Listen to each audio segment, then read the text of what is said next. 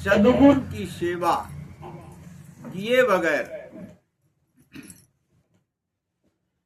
आज तक किसी को भी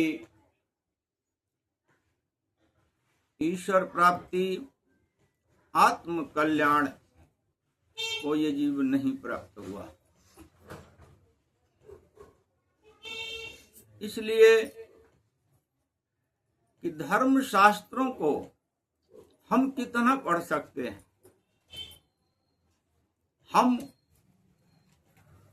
अगर उनको पढ़ने में लग जाएंगे तो कई जीवन व्यतीत हो जाएंगे, फिर भी कुछ भी नहीं प्राप्त हो पाता है। और सद्गुरु वचन वो अपने जीवन का जो त्याग और तपस्या से जो उन्होंने प्राप्त किया और भगवान से जो मिलता है वो अपने प्रिय शिष्य को सब कुछ दान दे देते हैं, सब कुछ दे देते हैं। और इसलिए उनकी शरण में पहुंचना अत्यंत आवश्यक होता है। और उनकी सेवा दो तरह से होती है, एक निष्काम भाव और दूसरा संसार से कुछ नहीं चाहिए, संसार से नहीं चाहिए और संसार के लिए नहीं चाहिए। ये दो चीजें होती हैं तब वो कृपा करते हैं। और जब वो कृपा करते हैं वो होते हैं परमात्मा के जन, तो फिर परमात्मा उनके अनुकूल हो जाते हैं और शिष्य को सब कुछ मिलने लगता है। तो एक तो ये होता है कि सद्गुरु की सेवा, तो सद्गुरु सेवा में जो वो वचन किस चीज का देते हैं, सबसे पहले वो भगवान नाम देते हैं। भगवान नाम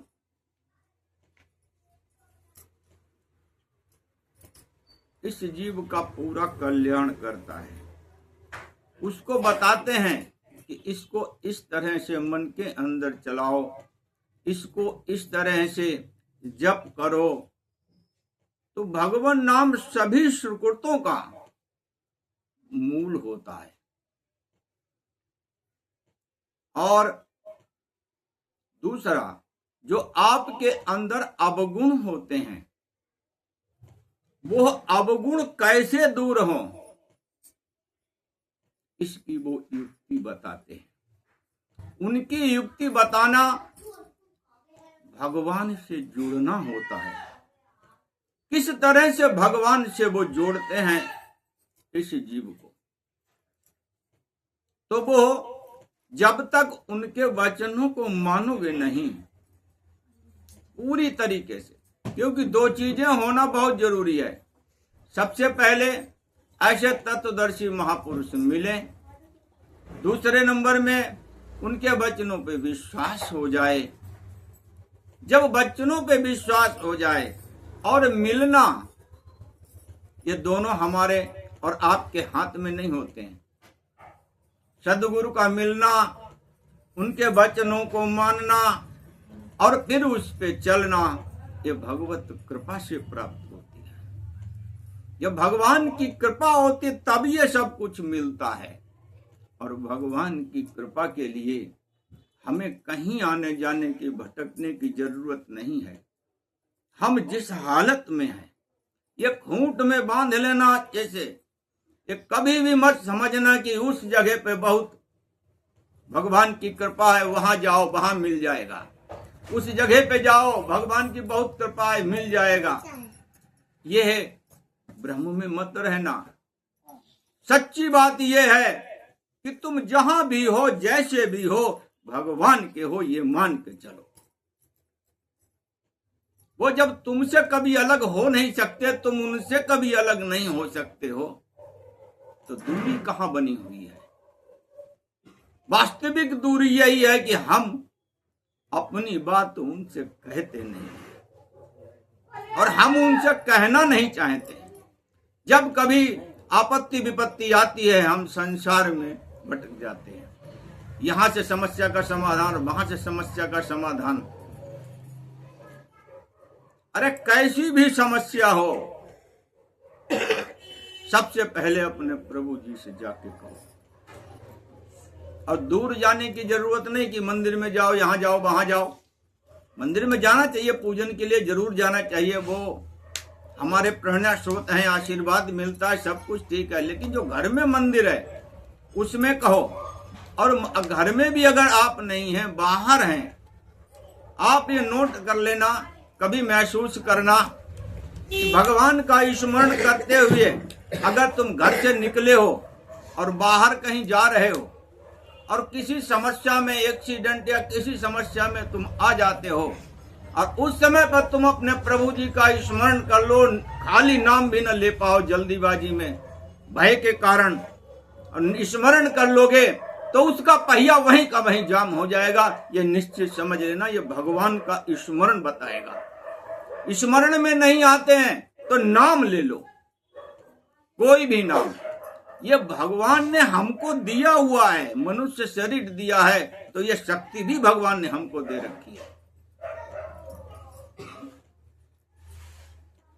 प्रविश नगर की जय सब काजा, हृदय राखी कौशलपुर राजा। प्रविश नगर की जय सब काजा, हृदय राखी कौशलपुर राजा।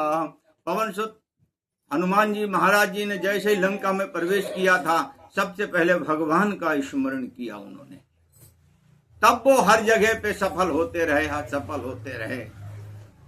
चाहे सीता जी की खोज की बात हो, चाहे विभीषण जी से मिलना हो, चाहे सीता जी से ये दिव्य प्रकार के आशीर्वाद की प्राप्ति करनी हो, और चाहे राक्षसों से इस प्रकार से युद्ध में उनको हर सूरत से पराजित करके संपूर्ण लंका को त्राहिमाम की स्थिति में ला करके और सीता जी के सामने खड़े होना, यह भगवान का नाम ने ये स्थिति पहुंचाई, क्योंकि ये उन्हीं का वचन है। भगवान शिव जी कह रहे हैं पार्वती जी से कि भगवान नाम का जो स्मरण करते हुए कोई भी व्यक्ति कार्य करेगा, उसके लिए हर समस्या समाधान के रूप में सामने आएगी। तो हम अपनी बात अपने प्रभु से कहना नहीं चाहते, इसलिए हम दुखी रहते। जब प्रभु जी हमारे अंदर हैं, हमारे बाहर हैं, चारों तरफ हैं, ये हमें क्यों नहीं अनुभव में होता है? हम क्यों नहीं ये बात समझ पाते हैं? इसलिए कि न भगवान नाम का सहारा लेते हैं, न भगवान का स्मरण करते हैं। कोई समस्या होती है तो भगवान से कहते नहीं। ये भी समझ लेना, जितना ज्यादा तुम भगवान से कहोगे उतना प्रभु जी तुम्हारे नजदीक होंगे। जितना ज्यादा सोते में, जागते में, उठते में, बैठते में, जितना ज्यादा उनसे कहो, उनका नाम लो, उतना ही ज्यादा वो तुम्हारे अपने हो जाते हैं।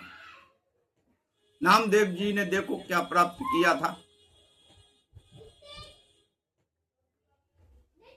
नामदेव जी जब अपने सदगुरु की शरण में गए, तब उन्होंने दीक्षा दी।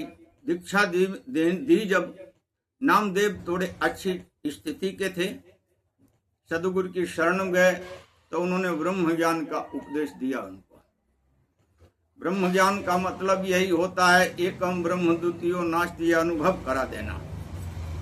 अनुभव सदगुरु जब ही करा पाता है जब पात्र सही होगा, और उसमें कितना ही दूध डालो तो वो सुरक्षित रहेगा। लेकिन पात्र में अगर पहले से ही खटाई पड़ी हुई है, अब फिर तुम दूध कितना ही उसमें डालो, वो काम नहीं करेगा। उसी प्रकार से नामदेव जी ठीक थे, साधना में परिपूर्ण थे, भगवान के प्रति असीम श्रद्धा थी। सदगुरु मिले, उन्होंने ब्रह्म ज्ञान का उपदेश दिया। ब्रह्म ज्ञान का जब उपदेश दिया, तब उनको कुत्ते के अंदर अपने प्रभु जी दिखाई दिए। ये ब्रह्म ज्ञान का महत्व होता है। हृदय के जो पट हैं, अंदर की जो आंख है ये खुलती तो सदगुरु के पास में है। और सदगुरु ये मत समझो इस कलिकाल में तत्व ज्ञानी नहीं है और कमी नहीं है।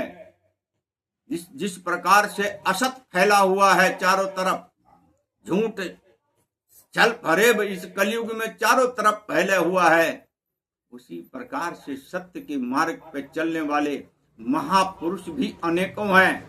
तब ये असत रूपी अंधकार इस सत रूपी प्रकाश के आगे ढह जाता है, तब ये पृथ्वी चल रही है, पृथ्वी पर सभी कार्य हो रहे हैं। अगर महापुरुष पृथ्वी पर न हो तो जिस प्रकार से ये अत्याचार और पापाचार कलयुग में हो रहा है, तो ये पता नहीं कभी की ये पृथ्वी पाताल में जा चुकी होती। ये महापुरुषों के सत्य के मार्ग पे चलने वालों की कमी न होने के कारण ये सब कुछ सत्य सत्य चल रहा है।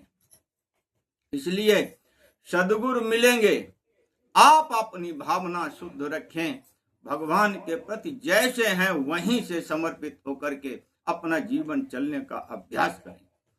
जो कार्य करते हो, कोई भी कार्य हो, भगवान का स्मरण कर से घर से निकलो और जो भी कार्य करते हो करते रहो और भगवान नाम स्मरण करते रहो। इसमें कुछ भी तो नहीं लेना है, कुछ भी तो अलग से नहीं करना है और सब कुछ सही सही हो जाता है।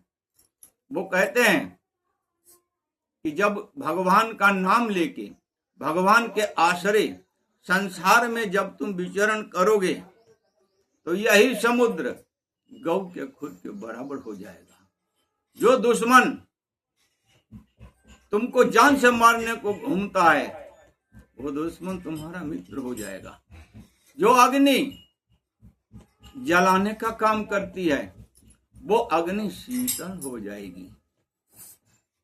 जो जलाने का काम करती है वो शीतल हो जाएगी। कब? जब भगवान के नाम का स्मरण करते हुए और फिर कार्यों को चलोगे, संसार में विचरण करोगे, तब ये सब कुछ होना शुरू हो जाएगा। तो क्यों न हम भगवान के शरण को ग्रहण करें। ये ज्ञान कहता है।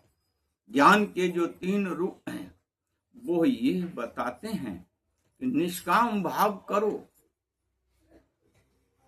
आत्मबोध में रहो और ब्रह्म ज्ञान सदा उसमें रहो। सगुण रूप हो, निर्गुण रूप हो, दोनों रूप उन्हीं के हुआ करते हैं। लेकिन जब तक ब्रह्म